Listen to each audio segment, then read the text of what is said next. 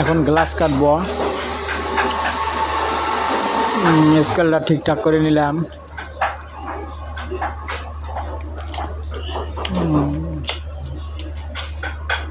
মাপটা একটু চেক দিতেছি।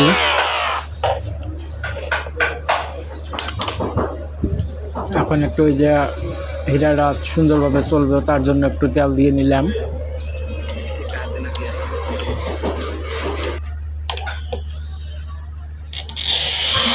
এই যে এখন রিটার্ন দিচ্ছি। হয়ে গেছে।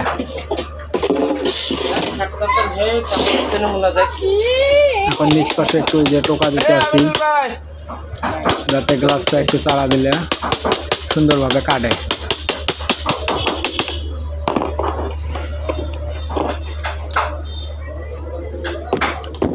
এই যে ঠিক মতন হয় নাই, এই যে ভেঙে গেল।